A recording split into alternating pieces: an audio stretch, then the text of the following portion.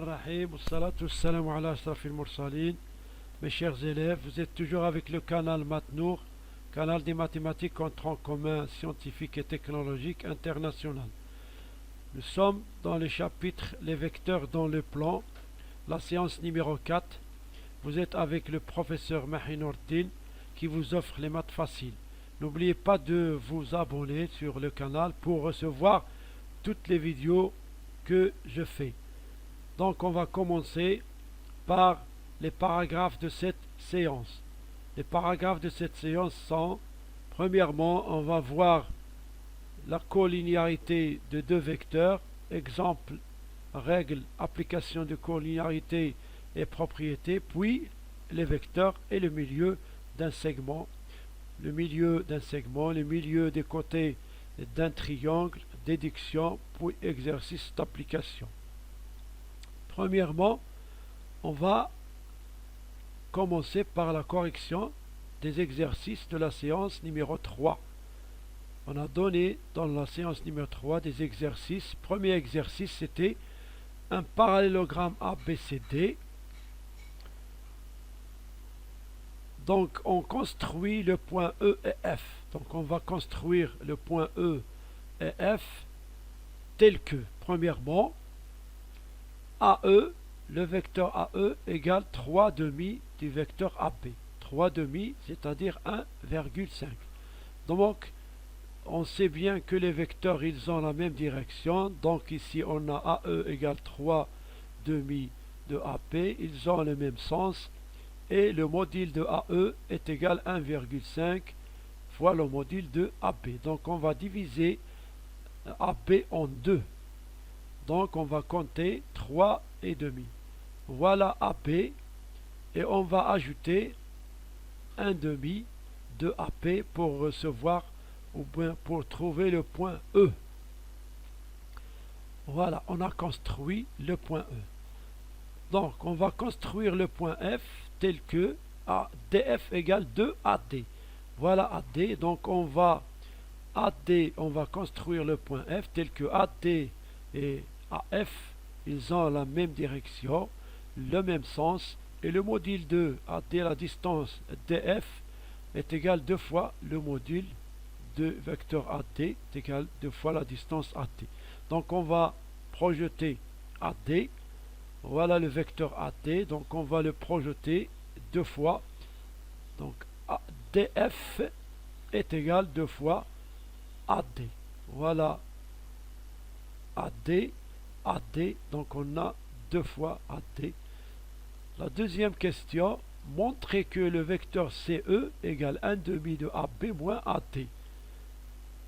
1 demi de AD moins AB, donc on va utiliser les données qu'on a. Donc, on a AE égale 3 demi de AB. Donc, pour arriver à CE, il faut penser à appliquer la règle, la relation de Chasles. Donc on va ici entre A et E, on va ajouter C. Donc c'est AC plus CE. Toujours on introduit un point entre deux points, donc on applique la relation de Chasles. Donc AC plus CE égale 3 demi de AB. Donc CE égale 3 demi de AB moins AC. Puis, on va utiliser entre A et C le point D, parce que ici, on a AD. Donc, c'est AD plus DC. Donc, 3 demi de AB moins, entre parenthèses, AD plus DC. On va remplacer DC par le vecteur AB. Puis, on aura seulement AB et AD dans le vecteur CE. Donc 3 demi de AB plus moins 2 demi de AB moins AD est égal à 1 demi de AB. Donc le vecteur CE, 1 demi de AB moins AD. Pour l'exercice numéro 2, donc pour montrer la question numéro 2, pardon, montrons que le vecteur FE égale 3 demi de AB moins 3 AD. Donc on va utiliser DF est égal de AD. Donc on va introduire ici E puisqu'on a FE, on demande FE, donc on trouve que DE plus EF égale 2AD. Donc EF égale 2AD moins DE. Ici, on va, pour arriver à AD, on va introduire le point A entre D et E. On aura 2AD moins DA plus AE. C'est la relation de Schall. On aura 2AD moins DA moins AE. 2AD moins DA, c'est-à-dire 2AD plus AD. Donc est égal. On sait que AE égale 3 demi de AB. Donc on va remplacer AE par 3 demi de AB. Voilà. 2AD plus AD moins 3 demi de AD. Donc EF est égal 3AD moins 3 demi de AB. Ici on demande FE. Donc on va ici mettre l'opposé de EF, c'est FE. Donc FE est égal à 3 demi de AB, parce qu'on a moins 3 AD. Allez. Pour l'exercice numéro 2, premièrement, simplifier les expressions suivantes. On a 4 expressions suivantes. On va introduire les opérations sur les vecteurs. On a vu les propriétés. Donc, premièrement, on a A égale U moins 2, U plus, entre parenthèses, U plus de V. Donc, on va enlever les parenthèses. On va ici distribuer. Donc, U moins plus, donc A égale U moins 2I moins 2V plus U plus de V. Donc, les vecteurs U, on a U moins 2U plus U.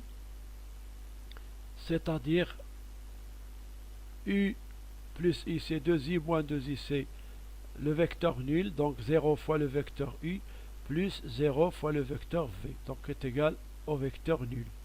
Pour B, est égal moins 2 cinquièmes de U moins 1 cinquième U moins 2V plus 1 cinquième de V. On va distribuer, simplifier, faire les opérations sur les vecteurs. Donc B est égal, donc on va ici distribuer moins 1 cinquième de U plus 2 cinquième de V plus 1 cinquième de V. Donc on va, les U, on a moins 2 sur 5 U, moins 1 sur 5 est égal à moins 3 sur 5. Ici, 2 sur 5 V plus 1 sur 5 V est égal à 3 sur 5 V.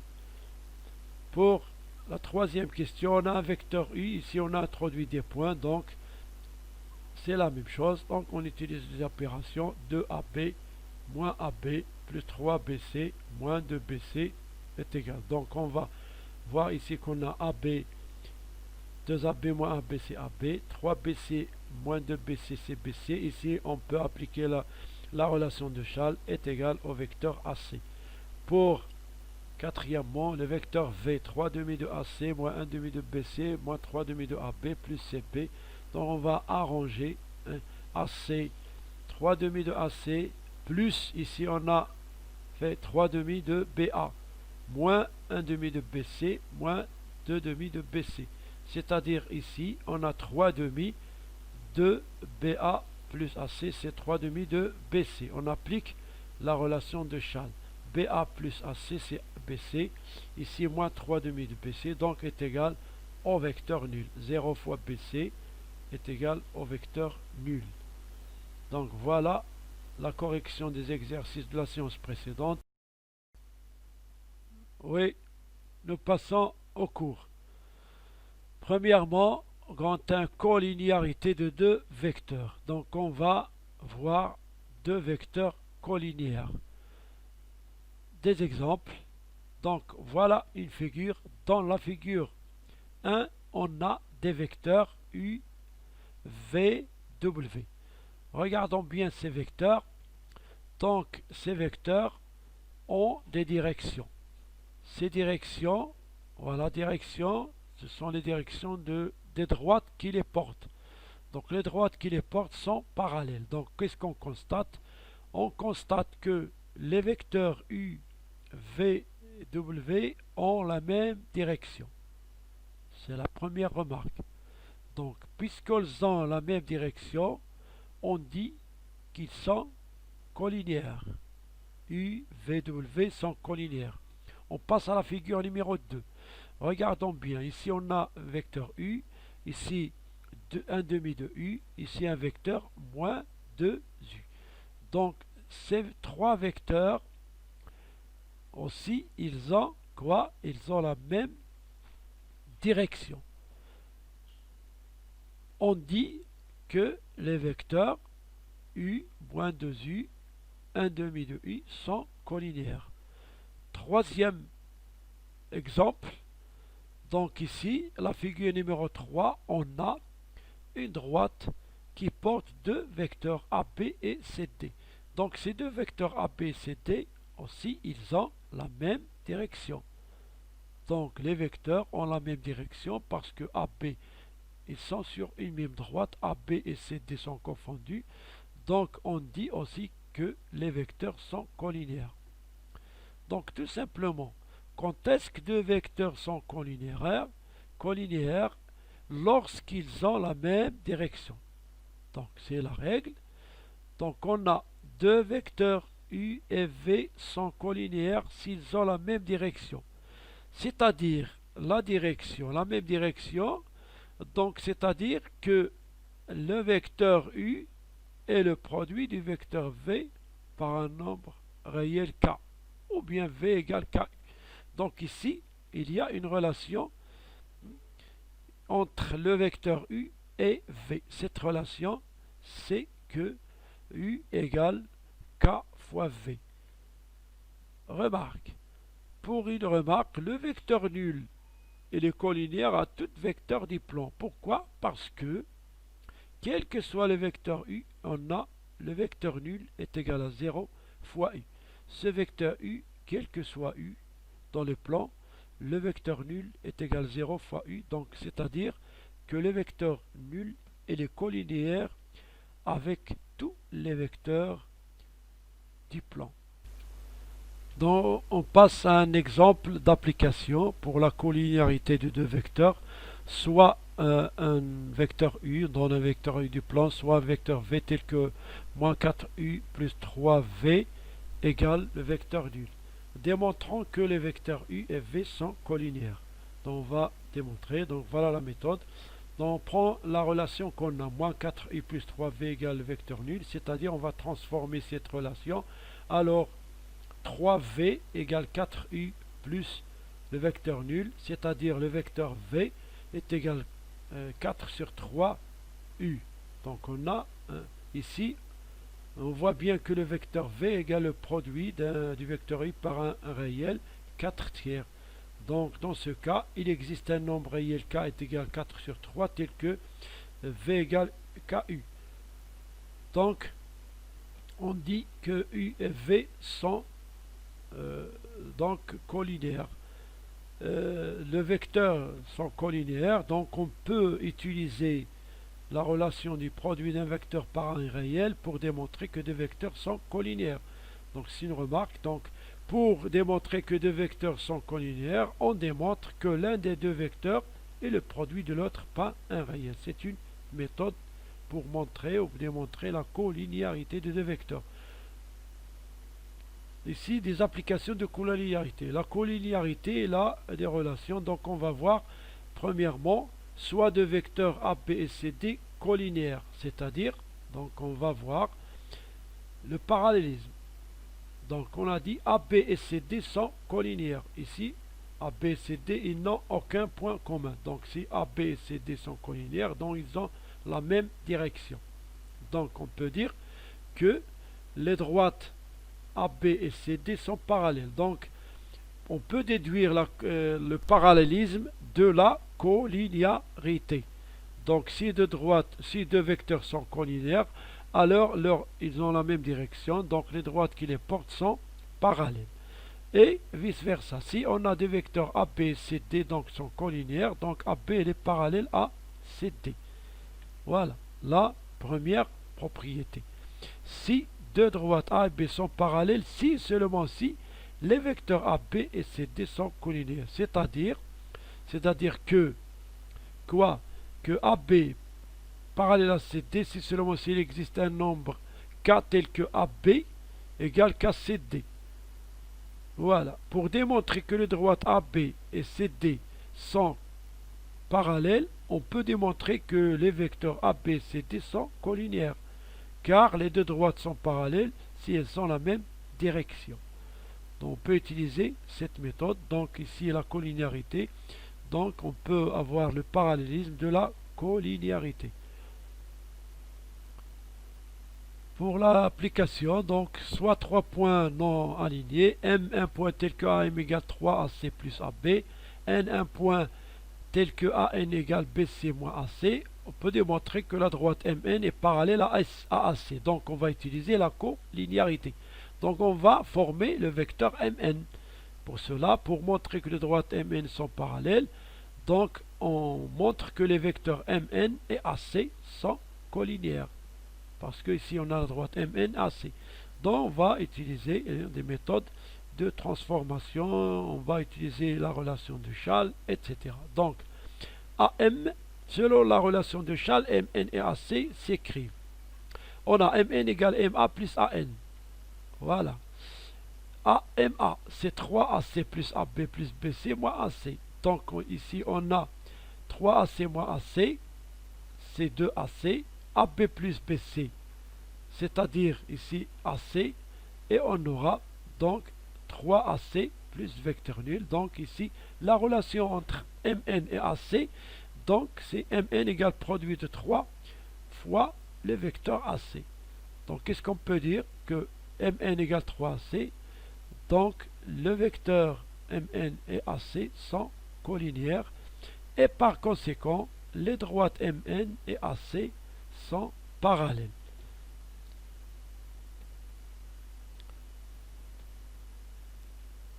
Donc, pour l'alignement des points, donc on a vu le parallélisme, maintenant on va voir l'alignement des points. La collinéarité peut donner l'alignement des points. Donc, si 3 points ABC tels que AC égale 3AB, donc on va voir la construction. On a le vecteur AB, donc le vecteur AC égale 3 fois AB, donc AB, AB, AB. Donc ici, on a la même direction. Donc, qu'est-ce qu'on peut dire? Que les vecteurs sont collinéaires. Alors, les points, on peut constater que les points, donc A, et B et C, et ils sont alignés. Donc, les droites A, B et AC sont parallèles parce que les vecteurs ont la même direction. Puisque les droites, ils ont un point commun, c'est A, donc on conclut que, voilà, les points A, B, C sont alignés. Donc, on a soit E, et F et G 3 points tels que EF égale moins 2, EF, EG égale moins 2F, voilà la construction. On a un vecteur EG, donc un vecteur EF, un vecteur EG égale moins 2EF. Ici, les droites EF et EG, qu'est-ce qu'elles ont? On peut dire que les droites sont parallèles parce que les vecteurs ont la même direction. On peut conclure que les points E, F, G sont alignés. Donc, le théorème ou la propriété, qu'est-ce qu'on peut dire? Dire que les points A, B, C sont alignés revient à dire que les vecteurs A, B et AC sont collinéaires. C'est-à-dire qu'il existe un réel K tel que AC égale KAB ou bien l'inverse AB égale KAC. C'est la même chose. Donc toujours le produit d'un réel, d'un vecteur par un réel, ça donne la collinéarité, et la collinéarité, ça donne l'alignement de points si les vecteurs ils ont un point commun. Ici on a le A qui est commun entre les vecteurs. Si on a 4 points distincts, donc la collinéarité donne le parallélisme. Maintenant, on va remarquer que pour démontrer 3 points A, B, C sont alignés, donc il suffit montrer que les vecteurs A, B et AC sont collinéaires. Donc voilà une application. On donne un parallélogramme ABCD. I et J sont tels que C égale 1 demi de CB et CJ égale 1 tiers de CA. On démontre que les points D, I et J sont alignés. Donc on va utiliser la collinéarité. Voilà, on a ID égale IC plus TC. IC 1 demi de CB moins CD parce que ABCD est un parallélogramme, donc on va le remplacer par moins AB. Donc CD et AB sont deux vecteurs opposés. est égal à 1 demi de AD moins AB. AD est égal au vecteur BC. IJ est égal. Donc on va utiliser IC plus CJ. On a CJ, on a IC. Donc IC égale moins 1 demi de CB plus 1 tiers de CA. Donc on a donc 1 demi de CD plus 1 tiers de CB plus BA. Ici on a utilisé la relation de Schall. Et on va distribuer ici. On aura moins 1 demi de CB plus 1 tiers de CB plus 1 tiers de BA. Donc ici on va calculer moins 1 demi plus 1 tiers. Donc ça donne moins 1 sixième de CB moins 1 tiers de AB. Donc on va factoriser ici pour faire sortir ou bien pour faire apparaître le vecteur ID. Donc 1 demi de BC, 1 sixième de BC plus 1 tiers. Donc on va factoriser ici. BC on a changé avec AD. 1 tiers fois 1 demi moins. Donc 1 demi AD moins AB, c'est le vecteur DI. Donc le vecteur IJ égale 1 tiers de ID. Et par conséquent, donc les points IJ et D sont alignés.